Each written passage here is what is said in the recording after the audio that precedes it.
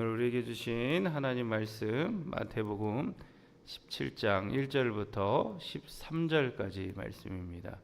마태복음 17장 1절부터 13절까지 말씀 드럼 바이블로 함께 읽겠습니다. 엿새부에 예수께서 베드로와 야고보와 그 형제 요한을 데리시고 따로 높은 산에 올라가셨더니 그들 앞에서 변명되사 그 얼굴이 해같이 빛나며 옷이 빛과 같이 희어졌더라. 그때 모세와 엘리야가 예수와 더불어 말하는 것이 그들에게 보이거늘 베드로가 예수께 여쭈어 이르되 주여, 우리가 여기 있는 것이 좋사오니 만일 주께서 원하시면 내가 여기서 초막 셋을 질 때 하나는 주님을 위하여, 하나는 모세를 위하여, 하나는 엘리야를 위하여 하리이다. 말할 때 호련히 빛난 구름이 그들을 덮으며 구름 속에서 소리가 나서 이르시되 이는 내 사랑하는 아들이요 내 기뻐하는 자니 너희는 그의 말을 들으라. 제자들이 듣고 엎드려 심히 두려워하니 예수께서 나와 그들에게 손을 대시며 일어나라, 두려워하지 말라. 제자들이 눈을 들고 보매 오직 예수 외에는 아무도 보이지 아니하더라. 그들이 산에서 내려올 때 예수께서 명하여 이르시되 인자가 죽은 자 가운데서 살아나기 전에는 본 것을 아무에게도 이르지 말라. 그러면 어찌하여 서기관들이 엘리야가 먼저 와야 하리라 하나이까? 엘리야가 과연 먼저 와서 모든 일을 회복하리라. 내가 너에게 말하노니 엘리야가 이미 왔을 때 사람들이 알지 못하고 임의로 대응하였도다. 인자도 이와 같이 그들에게 고난을 받으리라. 그제서야 제자들이 예수께서 말씀하신 것이 세례 요한인 줄을 깨달으니라. 아멘. 할렐루야. 네, 오늘 가이사랴 빌립보에서 베드로의 신앙 고백 이후에 예수님은 처음으로 이제 죽음과 이 부활에 대한 예고들을 하신 후에 참된 제자에 대해서 말씀하십니다. 베드로와 제자들은 그 말씀을 듣고 혼란에 빠져 있었죠. 그리고 엿새가 지난 후에 예수님은 이 세 명의 제자들 베드로, 야고보, 요한을 따로 부르시고 특별한 경험을 하게 해주셨습니다. 이 세 명의 제자들을 데리시고 높은 산으로 올라가셔다가 말씀을 전해주시는데요. 성경에서는요, 이 산을 보통 하나님의 임재와 또 계시의 장소로 말씀해주고 있는 것을 볼 수 있습니다. 그래서 모세와 또 엘리야가 호렙산에서 하나님의 계시를 받았던 것처럼 예수님은 거룩하신 그리고 전능하신 하나님이시라는 이 정체성을 보여주시고자 이 제자들과 함께 이제 높은 산에 오르셨다라는 것입니다. 예수님의 영광스러운 이 변화의 모습과 그 현장에서 그들은 이렇게 증언을 합니다. 2절과 3절의 말씀인데요. 그들 앞에서 변형되사 그 얼굴에 해같이 빛나며 옷이 빛과 같이 희어졌더라. 그때 모세와 엘리야가 예수와 더불어 말하는 것이 그들에게 보이거늘 이라고 전하고 있어요. 예수님의 얼굴이 해같이 빛나고 옷이 빛과 같이 희어졌다라고 말씀을 전합니다. 그간의 모습과는 분명히 차별이 있었다라는 것이죠. 그렇게 인간의 몸을 입고 오셨지만 제자들을 위해서 영광스러운 주님의 그 신성의 모습을 잠시 보여주셨다라는 것입니다. 모세도요, 시내산을 내려올 때에 얼굴에서 빛이 났었습니다. 그러나 지금 예수님의 이 광채의 모습과는 그 모세는 비교조차 할 수 없을 정도로 아주 빛나고 있었다라는 것을 증언해주고 있는 것이죠. 그러면서 그때의 모세와 그 엘리야가 예수님과 더불어 말을 하고 있는 모습을 보게 되어집니다. 여기서 이 모세는 바로 모세 오경의 그 율법을 상징하는 것이고요. 엘리야는요, 하나님의 대언자였던 그 선지자를 대표하는 것입니다. 또한 엘리야는요, 에녹과 마찬가지로 죽음을 보지 않고 들림을 받은 자의 대표자였었습니다. 그런데 예수님이 바로 이와 같은 엘리야를 이야기하시면서 그 역시 이제 장차 십자가에서 죽으시고 부활하셔서 영광스럽게 들림을 받게 될 것을 말씀을 전하고 있었던 것이죠. 예수님은요, 부활에 대한 말씀을 하시고 영광스러운 존재 자체였음을 정확하게 보여주셨다는 것입니다. 이것은 마치 우리도 예수님을 온전히 깨닫지 못하거나 잊고 지낼 때가 있지 않은지를 우리에게 생각해 보게 해주시고 계셨다라는 겁니다. 보이지도 들리지도 않는 이 예수님을 우리가 믿는다라는 것, 나는 부활이요 생명이요 라고 말씀하셨던 예수님의 그 말씀을 우리가 따른다라는 것, 그 구원의 깊은 의미를 우리가 알 수 있었다라는 것 자체가 맞나라는 의심을 하게 되어질 때에 오늘 우리에게 주셨던 이 영광스러운 존재로 우리에게 보여주셨던 이 예수님의 귀한 의미를 우리가 깨달아지고 믿음으로 고백하게 되어진다면 진정으로 그 안에 우리는 주와 동행하며 살아가는 놀라운 은혜를 누리는 귀한 자들이 되어지게 될 줄 믿습니다. 그런 모습을 오늘 우리에게 귀한 의미로 찾아오고 계셨다라는 것이죠. 그래서일까요? 그 광경을 목격한 이 요한도요, 먼 훗날 그가 노년이 되어서 이렇게 고백을 합니다. 말씀이 육신이 되어 우리 가운데 거하심에 우리가 그의 영광을 보니 아버지의 독생자의 영광이요 은혜와 진리가 충만하더라, 이렇게 얘기를 합니다. 그 역시 우리 역시도 그렇게 예수님의 영광을 체험하고 그분을 향한 이런 고백을 할 수 있기를 간절히 소망합니다. 이어서 예수님의 영광스러운 모습을 바라보던 중에 베드로가 입을 열어서 이렇게 요청을 합니다. 우리 4절 말씀입니다. 베드로가 예수께 여쭈어 이르되 주여 우리가 여기 있는 것이 좋사오니 만일 주께서 원하시면 내가 여기서 초막셋을 짓되 하나는 주님을 위하여 하나는 모세를 위하여 하나는 엘리야를 위하여 하리이다 라고 얘기를 합니다. 우리는 특별한 일들을 경험하거나 잊지 않기 위해서 기념일을 만듭니다. 연인들도 그렇지만 뭐 생일이나 결혼기념일 같은 날도 너무나 중요한 날이기도 하고요. 또 마찬가지로 나라에서는 어떤 독립기념일 같은 날도 절을 만들어서 기념하는 걸로 세워집니다. 영광스러운 예수님의 모습을 보았던 지금의 일은 이 베드로에게 아주 큰 감명을 주었던 것입니다. 그곳에 예수님 그리고 모세, 엘리야를 위해서 초막셋을 지어도 되는 것에 대해서 여쭙게 되어지는 것이죠.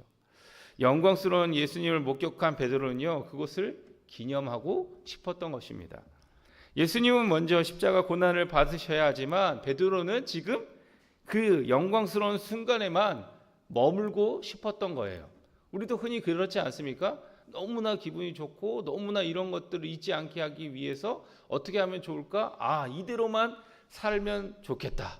이와 같은 기쁨을 그냥 잊지 않기 위해서 계속 이랬으면 좋겠다, 이런 마음을 먹지 않습니까? 지금 베드로가 그런 상황인 것이죠.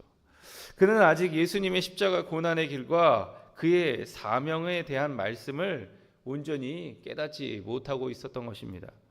십자가 없이 영광도 없다라는 문구처럼 하나님은 우리 성도들의 삶 역시 고난을 먼저 통과하게 하신 후에 영광을 경험하게 하십니다.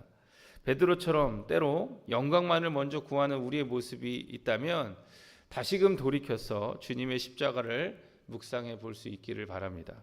이때의 제자들은요, 또 다른 신비한 체험을 이어서 하게 되어집니다. 5절 말씀입니다.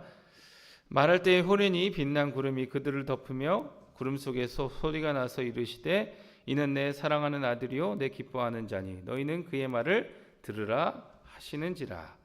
구름 가운데 임재하신 이 성부 하나님께서 이제 지금 성자 예수님의 그 정체성을 확증해 주시고 있는 모습인 것입니다. 이 말씀은요, 시편 2편 7절에서 이는 내 아들이라는 말씀하고요, 또 이사야 42장 1절에 그와 함께 내가 기뻐하노라 라는 이 말씀의 성취를 보게 해주신 것입니다. 너희는 그의 말을 들으라. 이 말씀은 모세와 엘리야도 아닌 오직 그의 말, 예수님의 말을 들으라 라고 말씀해주고 계셨다는 것이죠. 율법을 전해준 모세보다도 모든 선지자를 대표하는 엘리야보다도 더 위대하신 이 예수님, 하나님의 아들이시며 참 메시아이신 예수님의 권위만이 유일하다라는 것을 말씀해주고 있는 것입니다. 우리가 때로는요, 세상의 권위를 찾을 때가 있습니다. 돈, 명예, 힘의 권세를 추구할 때가 있죠. 그러나 예수님의 제자는요, 오직 이런 영광스러운 왕의 모습으로 우리에게 찾아오신 예수 그리스도의 권세를 구하고 의지하면서 그 무엇보다 그 주님의 말씀을 듣고 순종하며 살아가는 저희들의 모습이 있어야 될 것입니다. 올 한 해 내가 순종해야 할 주님의 말씀은 무엇인지 오늘 다시 한번 이 말씀을 들으면서 주님의 말씀에 더 귀를 기울이며 나가는 저와 여러분들 되기를 소망합니다. 그리고 그 후에 이제 제자들은요 어떠했냐? 바로 두려워 떨며 엎드리게 되었다라고 말씀을 전하고 있습니다. 하나님의 영광을 체험한 사람들은요 자신이 죄인이라는 것을 깨닫게 되어지고요 바로 철저히 엎드려지게 되는 것입니다. 이사야처럼요 화로다 나여 망하게 되었도다라고 고백할 수 있게 되어진다는 거죠. 베드로도 어떻게 고백합니까? 주여 나를 떠나소서 나는 죄인이로소이다 라고 이렇게 고백도 하고 있습니다. 그러면서 예수 앞에 엎드리죠. 이와 같이 사람에게 주님은 우리에게 다가오셔서 우리에게 손을 내미시고 우리에게 손을 대시면서 주님은 엎드리는 자에게 어루만져 주신다라는 겁니다. 주님을 두려워하는 그 경외심이 있을 때에 하나님은 우리에게 다가와 주시고 우리를 어루만져 주심을 우리가 꼭 기억하며 나가기 원합니다. 두려움에 떨던 제자들이 다시 그리고 정신을 차리고 주님을 바라봅니다. 모세와 엘리야는 사라지고 예수님만 제자들 곁에 평소에 서 계셨던 것처럼 그렇게 보여지게 되었던 거죠. 모세는요 많은 역할을 했습니다. 그러나 그의 사명은 끝이 났어요. 엘리야도 많은 사역을 했습니다. 그러나 그 사역을 감당하는 것도 마찬가지로 끝이 있었습니다. 이제 오직 예수 그리스도 주님의 사명만이 남았다라는 것을 말씀해 주고 있는 것이죠. 구약의 모든 내용도 예수님을 통해서 해석되어야 하는 것이고요. 신약의 모든 사건도요. 예수님께 초점을 맞춰 그것을 바라봐야 한다는 거죠. 우리의 삶의 모든 것도 마찬가지입니다. 오직 예수 그리스도, 오직 예수님을 위해서 예수님 때문에 존재한다라는 것을 우리는 고백해야 한다는 것이죠. 그렇게 우리는 살아가야 한다라는 겁니다. 오늘 변화산을 바라 내려오면서 주님은 제자들에게 다시금 십자가의 길을 가르쳐 주시고 계셨습니다. 예수님은 제자들에게 방금 전에 일어났던 일들을 함구하라고 말씀하시면서 당신께서 이 십자가에서 죽으시고 다시 살아나신 후에야 그 본 것을 말하도록 명령하십니다. 자칫 잘못하면요 묵묵히 이 십자가의 길을 걸어야 할 예수님의 사명을 거스를 수 있기 때문이었던 것이었습니다. 그래서 이에 제자들은 이 엘리야의 예언에 대한 질문을 이어서 말하게 되어집니다. 서기관들은요 말라기의 예언처럼 그리스도가 오기 전에 엘리야가 먼저 와야 한다라고 생각하고 있었기 때문이었어요. 그래서 그렇게 예수님께 다시 계속해서 이어서 물음을 했던 것이죠. 예수님이요 스스로 그리스도라고 한다면 먼저 오는 이 엘리야는 누구냐라는 것입니다. 이에 대해서 엘리야가 먼저 와서 회복하게 하리라는 이 예언이 세례 요한에 대한 것이라는 것을 예수님은 말씀해 주시죠. 설명해 주십니다. 그리고 주님은 세례자 이 요한에 대해 다시 한번 인지시켜 주심으로 오늘 본문이 마무리되어지게 됩니다. 이 변화산 사건을 통해서 아직 예수님에 대해 정확히 알지 못했던 이 제자들에게 예수님은 예수님 당신의 그 신성을 확실히 보여주심으로 진정한 이 메시아됨과 그 사명을 우리에게 일깨워 주시고 계십니다. 그 사명은 곧 십자가의 길이고요.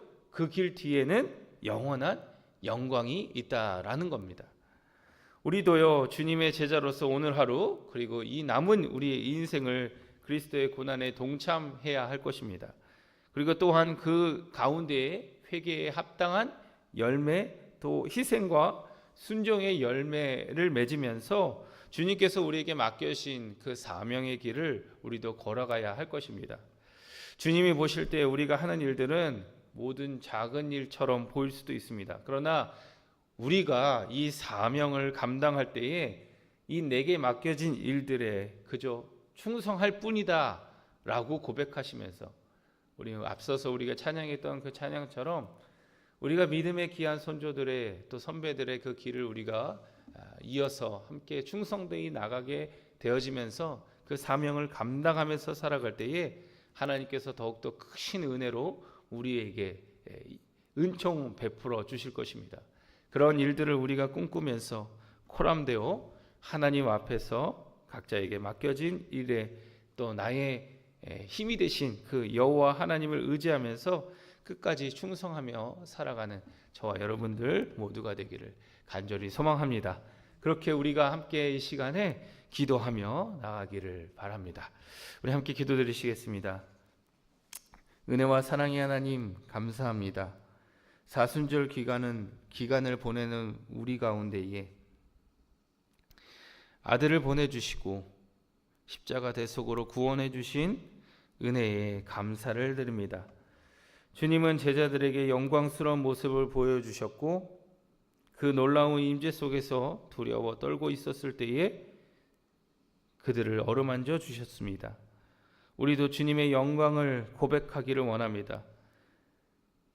그 영광 앞에 두려워하며 하나님을 경외함으로 주님의 몸된 교회와 하나님의 나라의 사명을 잘 감당하며 나갈 수 있는 저희가 되게 하여 주시옵소서.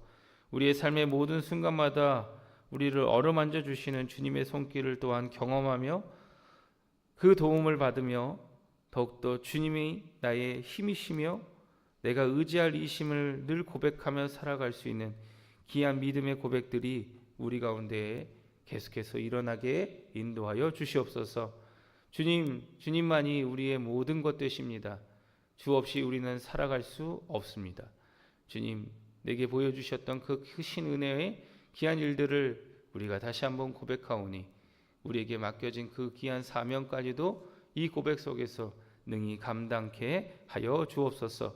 특별히 우리에게 기도의 사명을 허락하여 주셨사오니 늘 기도로 깨어있게 하여 주시고 이 시간 우리가 함께 기도하며 나갈 때에 주께서 우리의 기도에 응답하여 주시며 놀라운 일들로 아버지 하나님 깨달음으로 살아갈 수 있는 저희들 되게 하여 주시옵소서. 감사드리며 사랑이 많으신 예수님의 이름으로 기도드립니다.